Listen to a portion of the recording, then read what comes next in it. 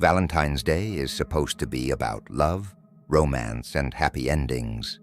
But sometimes it turns into a nightmare.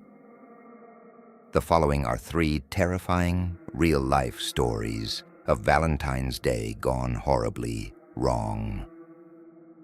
Make sure you're not alone while listening. These are not just stories, they really happened. Welcome to Cryptale. I always believed Valentine's Day was just another overhyped holiday. That was until the year I realized someone had been watching me for months. It all started with little things. Roses left outside my apartment door. Anonymous love letters with no name, a feeling of being followed on my walk home. I laughed it off at first. Maybe a secret admirer, I thought. But the laughter stopped when I got home one night and found my bedroom window open. From the inside, I froze. The air was thick. The scent of something unfamiliar clung to the room. Someone had been inside.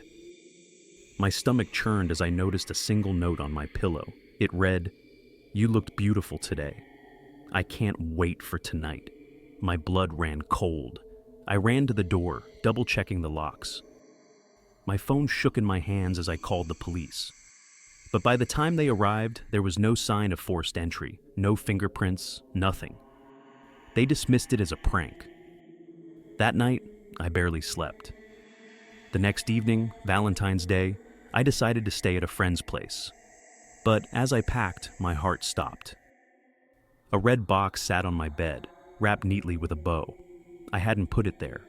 With trembling hands, I opened it. Inside was a single Polaroid photo of me sleeping in my bed. The caption read, "Happy Valentine's Day, my love." My knees buckled, my stomach clenched as I clutched the photo, feeling the air press heavily around me. This wasn't just some prank. Someone had been inside my apartment while I was sleeping. I called my friend, barely able to get the words out through my shaking voice. They insisted I leave immediately, and I did, running out the door with nothing but my phone and keys.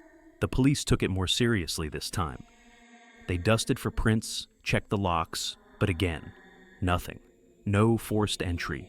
It was as if the person had simply appeared inside. My landlord swore up and down that the keys hadn't been copied. I changed the locks the very next day and stayed with my friend for weeks after. But the feeling never left me. That sensation of being watched, of not being alone. And on some nights, when I look at my window, I swear I can see a figure standing outside, just beyond the streetlights, watching, waiting.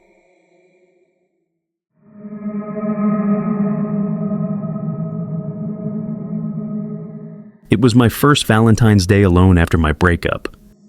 I wasn't expecting anything, so I was surprised to find a bouquet of roses on my doorstep. There was no card, no name, just flowers. A little creepy, but I figured it was from someone trying to be sweet. That was until I pricked my finger on one of the thorns and realized something was terribly wrong. The thorns were sharp, too sharp.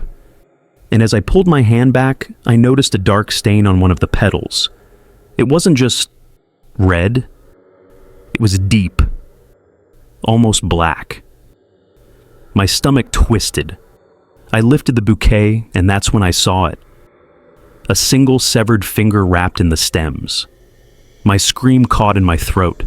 I dropped the bouquet and stumbled back, heart pounding in terror. I slammed the door shut and called the police. The officers who arrived were just as disturbed as I was, but the horror wasn't over. When they tested the roses, they found traces of human blood. And the finger? It was fresh.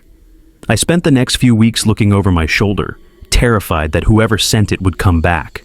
I installed security cameras, changed my locks, and even considered moving. The police investigated, but no leads ever turned up. To this day, I don't know who sent those roses, or what message they were truly trying to send.